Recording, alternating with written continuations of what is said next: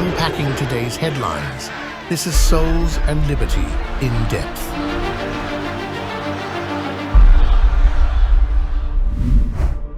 Hello everyone and welcome to In Depth, the production of Souls and Liberty. Just 90 days to go until the election, and the anxiety levels are starting to creep up. But not with everyone. For a ruling elite, it's more like happy anticipation. How long have they been at this, and just how deep is the deep state? Well, that's what we're going to be talking about today with two Washington experts, Trey Traynor, a solid Catholic who is also on the Federal Election Commission, and Jim Ellis of Ellis Insights, longtime political expert. I'm your host, Gary Michael Vorse, coming to you from Houston. Good morning, gentlemen. Good morning.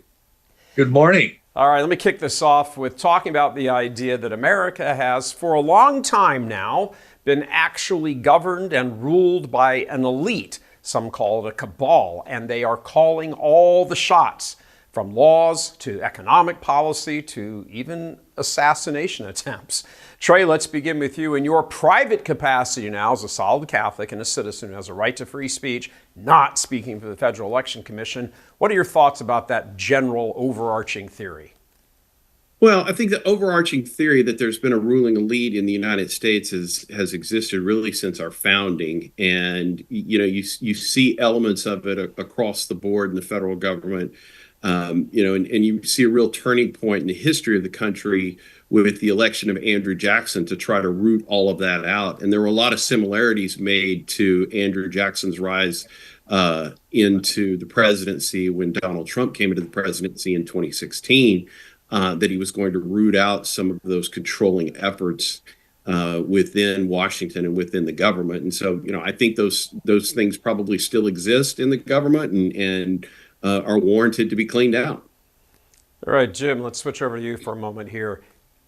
Is there a ruling cabal, an elite, and how does it sort of maintain power over generations? Does it get passed down in people's wills, or, how do you kind of explain its existence, and do you believe in some sort of big, giant, overarching thing like Trey just expressed? Well, I think a really inherent part of all this comes really within the federal bureaucracy, a bureaucracy that doesn't leave. And it's so massive now that it doesn't matter if people move in and out. It's still the same mentality, and the bureaucracy has way too much power. And the reason I think our system is breaking down is because the system that our founding fathers developed of the checks and balances with the three co-equal branches of the government has fallen apart.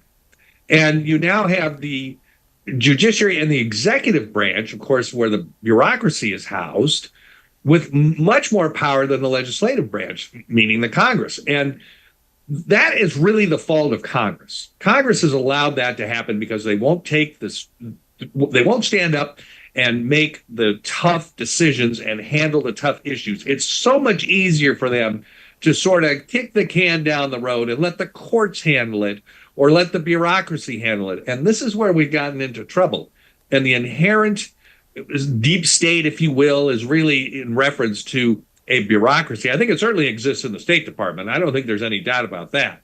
But then in the other areas of government, is it a conspiracy? Is it planned this way? Or is it really more just the effects of having a huge, inefficient, and unaccountable bureaucracy? I think it's probably more towards the latter. Trey, let's get your thought on that for a moment. Do you think, would you agree with that, or do you think it's there's more to the kind of cabal thing, or maybe they didn't set it up to be a cabal, but hey, it's kind of a crime of opportunity. Very ambitious people find, ambitious moments to take power and control. Well, Gary, I couldn't agree more with what Jim just stated and how the bureaucracy is controlling everything that goes on in the country. And it's unelected, and it's one of these things that just continues in perpetuity. I think it's one of the critical reasons that the Supreme Court, in their recent term that just ended, making a decision to undo in the law what's known as the Chevron doctrine, which gave deference to the various agencies of the government when they interpreted their own rules. And those rules are important because Congress doesn't want to do the hard work of figuring out exactly how and why and all of the nuts and bolts of how the implementation of the various laws that they pass. So they put all of that onto the bureaucracy and say, you guys figure it out. We've kind of given you an overarching scheme. And then the bureaucracy comes up with rule books, and the rule books are 10 times, 20 times, 100 times longer than any of the statutes that are out there. And at the end of the day, they say, well, we get deference in interpreting our own rules when some sort of complaint is brought against a citizen for having violated the rules that we created. So the Supreme Court said, no, you no longer get any deference to those, and we're going to use the plain meaning of the statute that Congress wrote as the guide for how laws are going to be interpreted. And if the bureaucracy steps outside of those guidelines of what the statute says, then we're going to strike those rules down, and we're not going to hold the American citizens to those. So yes, there really is a bureaucracy that's run amok, and it hopefully, after this Supreme Court ruling, will start to be reined in. Do you think there is and the problem you got with it is that, it's unaccountable to a large degree. No individual is responsible for anything that happens in government, and the bureaucracy is never accountable. And again, I go back to, and I think Trey hit it too. Let's go back to Congress's oversight responsibility. That's the check on the bureaucracy, but they haven't, up until really recently, they have not taken that responsibility seriously. And that's what's led us down this very dangerous path, where you have a government now that's out of balance, that the checks and balances no longer balance. And that's why we're off on such a poor path, I think. Well, let me throw you guys both an example, get your reaction to it also. Talk about, sort of unaccountable and Congress not, sort of kicking the can down the road or whatever. A lot of us spent some time watching the assassination attempt hearings. With Cheadle, and then she resigned, and then moving on to, the assistant, now acting director of the FBI. And I was stunned as I sat there and watched them waffle on things, but also say, well, you have to ask the FBI investigation. Oh, no, you'll have to ask the Secret Service investigation. And then they would just say, well, I'm not going to answer that question. It's an ongoing matter of investigation.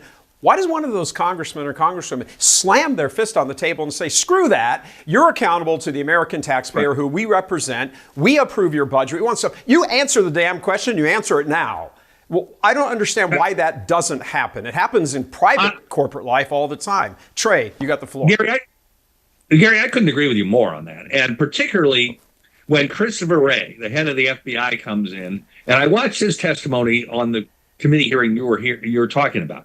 And he always has two answers to every question. Yeah. I don't know, or I don't have that information in front of me. Right.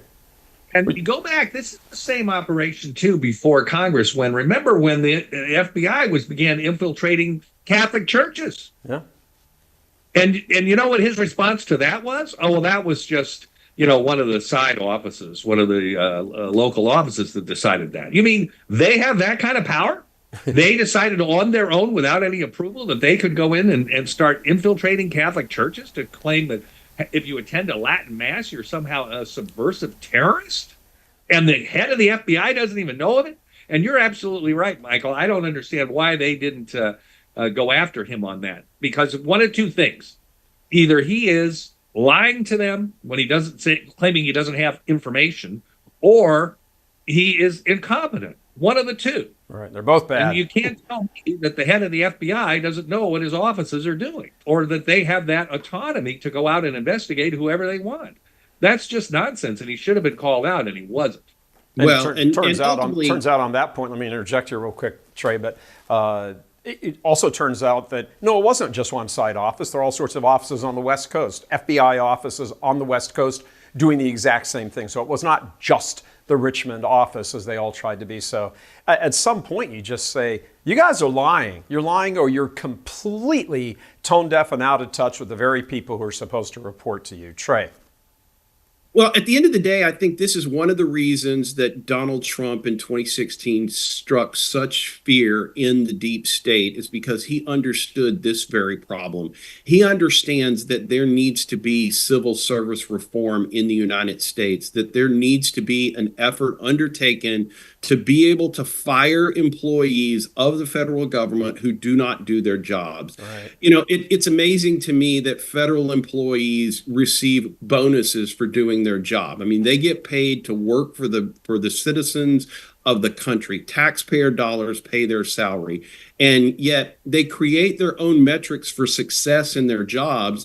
And then if they hit those metrics or exceed those metrics that they created, they receive a bonus in the process of doing that. And for me, it's just unfathomable that this takes place. And it's only going to change if Congress actually steps up and says, we're going to adjust the Civil Service Act and we're going to do away with these things that allow these bureaucrats to keep their jobs. Donald Trump was able to do that briefly with the Department of Veterans Affairs, where you had VA administrators who weren't providing services to our veterans. And he was able to get rid of those people. But it created a huge uproar that he was able to do it. And you saw this re-entrenchment of the bureaucracy to say, oh, we've got to protect ourselves because we don't want to be the next agency that is reached into and people are wholesale fired. Yeah. And the problem with it is my dad retired from the U.S. Air Force in the mid to late 70s. And went and worked for the civil service. Actually, he was at West Point for the rest of his career, most of the rest of his career. And he had a joke. He used to say that the only way you can get fired from the civil service is to kill at least 3 people in the office. Aside from that, you get to keep your job. I thought it was funny, that's least right. 3 people. Jim, your thoughts on how Trey just described that? And is there any hope that sort of kind of reform, congressional reform, just move in there the first 100 days of the Trump administration, kick butt, fire a third of the federal government workforce, and let the chips fall where they may? If I could just jump in for a second before we go on to that. Remember the reason that you basically can't get fired. It was because of the old patronage system where a politician would win office and come in and clean everybody out down to the lowest worker in the bureaucracy and then put all his political cronies in. That's the reason they created the civil servants. So it's supposedly there to serve the people only. And they were getting lower salaries, and in exchange, they got complete job security. Today, that's completely opposite. Right. Because their salary level is higher than commensurate people in the private sector. Trey pointed out now they get bonuses. They can't get fired. They don't even have to show up for the office anymore. And to take it's best that they don't, actually. It's best that they don't show up. It is better for us. It is better for the American people. That's why I think a lot of people haven't said that much. But because the less they do, the better. I'll give you another example, though, and this is in Philadelphia. The mayor there, Sherelle Parker, who was just elected last year, one of the things that she ran on was to bring the bureaucrats in the city back into the office because they've been working at home, working remotely since COVID. And she's trying to do that, to fulfill that promise. And guess what? The public sector union for Philadelphia is suing the city, suing them to say that they shouldn't have to go back to work. I mean, it's just gotten so out of hand, it's not even funny. Trey, do you think there's any hope? Let's say Trump wins and, gets his people in place and the whole bit. And, I've got to presume this time around, he's not going to get sort of caught with his pants down. I think he understands just how deep the deep state is. He knew it in 2016, but he now really knows it, so I've been a victim of it. Can he come in there and put people in place who say, guys, here's the broom, get rid of all these losers, and let's start making government work for people? Is that a possibility? Well, it's a possibility. I think the determinative factor of that is what is the margin of victory. If Donald Trump walks in with a 50% plus one margin of having won, while technically he's the winner, that's not going to be some sort of mandate for change. If, however, you see a 40 state or 49 state victory, and, that's a mandate for him to come in and make those changes. And Congress will not be able to stop that type of mandate for his efforts to make those changes. So ultimately, right now, I think it's in the hands of the American people to what kind of change they want to see. And if they do end up putting Donald Trump in the White House, how big of a victory do they give him so that he can show Congress that he has the mandate to make those type of changes? Is there, Jim? And if he has the type of go ahead, Jim. If he has the type of victory Trey is talking about, he probably will have favorable majorities in both houses of Congress. So that would be a possibility. But I think Trey's right. The size of the victory would go a long way to help reforming this whole process. Well, he's not going to have, I think everyone knows this, even he'd admit it, he's not going to have a Reagan 1984 Mondale, sweeping victory of, 400 plus votes in the Electoral College. That's not going to happen. But, what is the margin he needs? He's, half the country, slightly less, hates his guts. No matter what he does, they hate his guts. I'm going to vote for him, not going to support him. But he could say, here's $1 million. I'll be, no, we want two.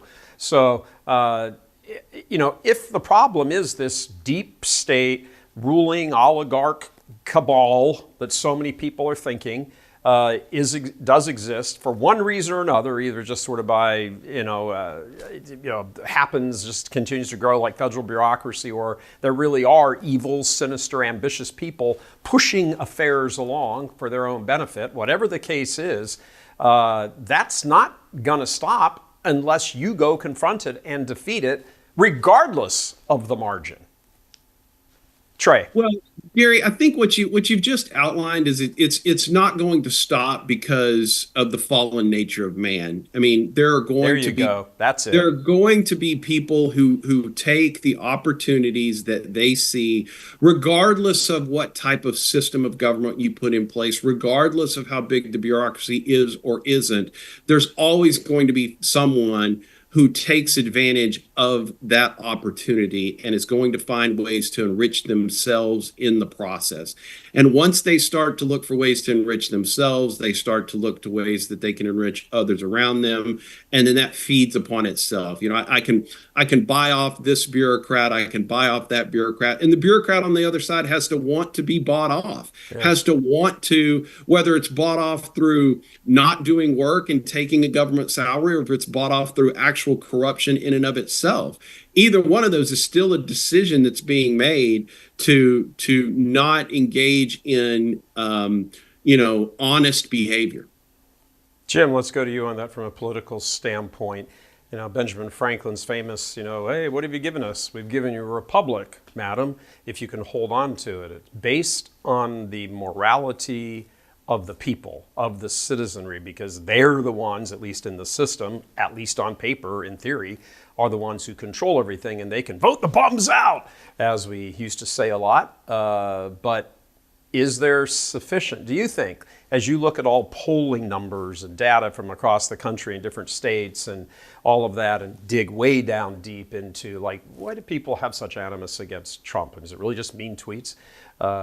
Is there an embrace of evil by a sufficient number, whatever that number is, sufficient number of Americans, and certainly Americans in very high influential positions, that this really is a lost cause now, and it's just a question of how fast we go off the cliff, or in fact, we may already be off the cliff, and how fast we actually crash. What are your thoughts? Well, yeah, this election is really going to tell us a lot. And every 2 years we talk about this is the most important election we've ever faced. And this one might be. I mean, I don't think we've ever seen now, particularly with the choice of Tim Walz as Kamala Harris's running mate. We have never seen this type of contrast before, where you've got really the far, far left running the Democratic on the Democratic ticket in the person of Harris and now Walz. And people that claim that Trump and Vance are on the far right, but they're clearly on the right. There's no doubt about that. So the people will have an honest choice this time on how they want this country to go. And if they want San Francisco and San Francisco values coming into the national government, then they're going to vote for Harris. And a lot of people do. It is rather astonishing and head-scratching that a lot of people think what they see coming out of places like San Francisco and all of California is a good thing. The majority, I don't think, do, but there is certainly a sizable plurality, at least, that do think this is where the country ought to go. It's really astonishing. Yeah, it is scary. But I think we're going to find out here in 90 days exactly what the American people think, and if we can stop this slippery slope, if you will. Trey, I want to turn this to sort of a spiritual discussion, or build on the spiritual discussion already, beyond just the fallen nature of man and the tendency for those in control and power and everything to abuse it. The 2/3, 68% of American adults identify as Christian. I know that's a very elastic label these days. Shouldn't be, but it certainly is. But within the right, correct, orthodox side of Christianity, Catholics and Protestants, there really does seem to be this, I don't know, let's leave it in God's hands. Well, I'm just not really interested. And, there's the country club Catholics, as they call them, and, the sort of country club, or, the more, it's the end of the world, so I don't have to worry about anything, sort of fundamentalist approach in the world of Protestantism. Both those things are extremely damaging because they don't get up and vote. Yes. Without question, that's the most important thing. I mean, that 68% of people that you identified who identify as Christian, if they were to get out and vote, clearly they make up a majority of the country and could overnight change the direction of the country. That would be the type of mandate that I'm talking about, where at the end of the day, there's real fundamental change that takes place. But this concept that Christians have of, well, it's all in God's hands and I don't need to do anything, misses the fundamental role that humans play in the process that God has set forth. I mean, it's still incumbent upon us to use the free will that we've been given to accomplish good things and work towards the building up of the kingdom. And it's that failure to do that ultimately leads to all of these problems, not only in government, but within the church, within society in general. All of those things are a fundamental failure of just basically the spiritual nature of us to continue to work towards, building up the kingdom. Let me switch you, Jim. Same type of question here. This is ultimately because of the numbers involved. If Christians comprise 8% of the population, that'd be one thing. But 68%, again, they have various understandings and wrong understandings of what Christianity is and all of that. You've got liberal, irreligious left. You've got the who call themselves Christian. You've got the ones who are like, it's the end of the world. I don't have to vote. I don't have to worry about anything. God's got it. You got the lazy ones, all this stuff. Within that 68%, it certainly is not a homogenous system. Do you think that there is the fundamental bottom line problem with America is we don't have the theology right? Maybe so. I was kind of just going through in my mind when you mentioned that 68% figure. I think it's 68% of Americans are at least believe in some form of Christianity, but 0% in the corporate media. Wouldn't you agree with that, Gary?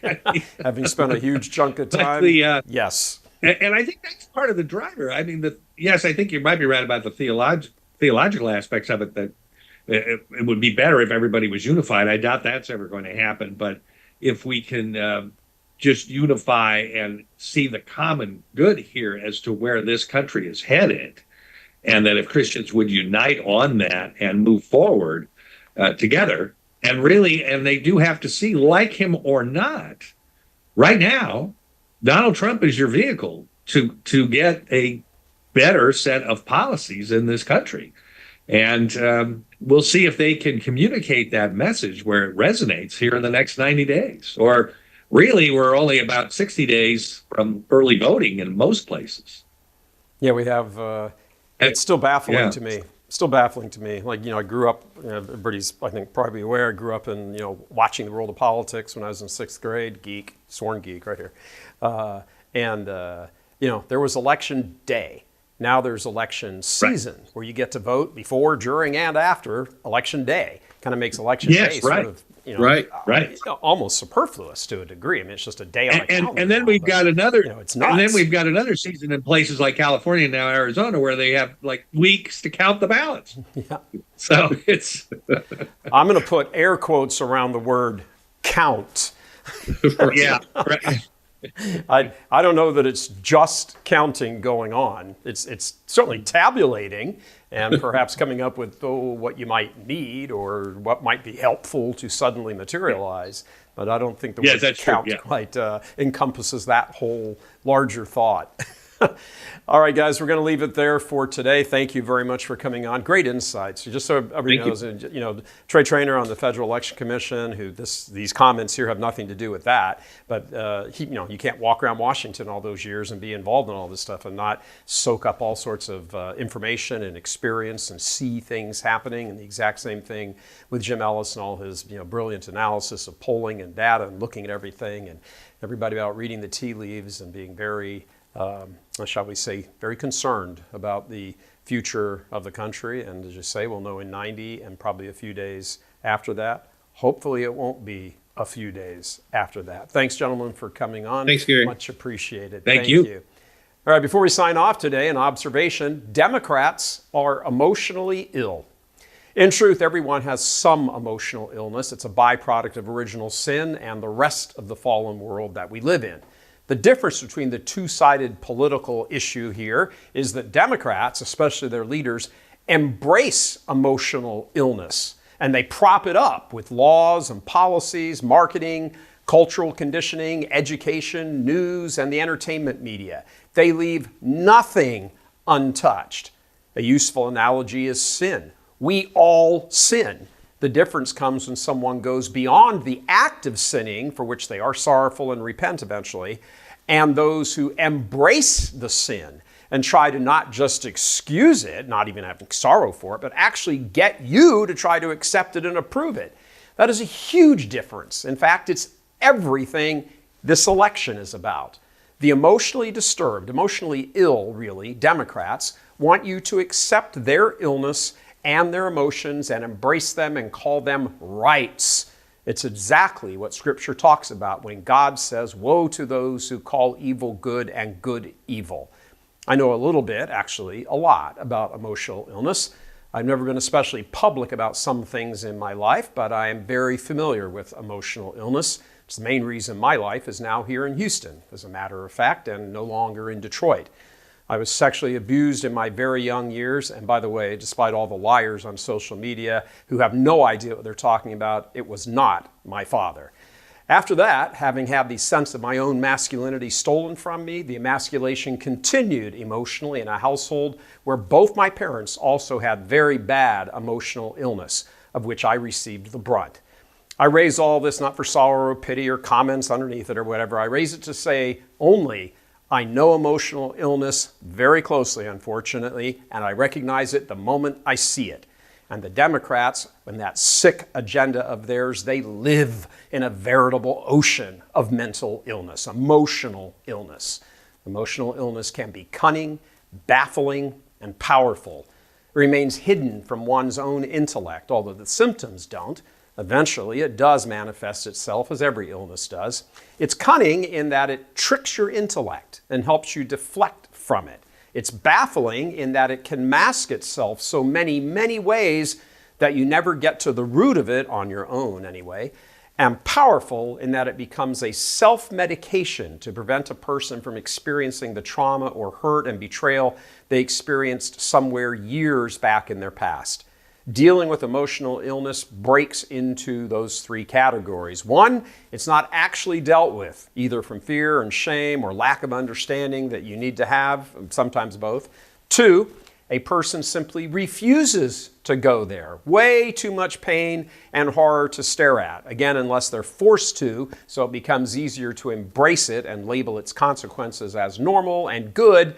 Saves a lot of money on therapy if you just deny it. Or third, you stop running and you turn around and you walk into the pain and the nightmare and the truth, much like we heard J.D. Vance talk about his mom. Since people are involved in politics, of course, politics is impacted by people's emotional health as well. Democrats, as a rule, are much less willing to engage with the truth. They lie, they distort, they make crap up out of thin air, or they distort the truth until they're forced to admit it. This isn't going to be, I'm not trying to say this to be cruel to Democrats and people like that. Many of them have good intentions, misplaced, and they're not dealing with a full deck, but at least their hearts might be in the right place. But it's said to help them, at least some of them, get out of their soul-destroying, culture-eroding, nation-obliterating behavior. People vote with their emotions, period. Intellect might be a part of that, as with conservatives, generally speaking, but even they don't vote emotionless.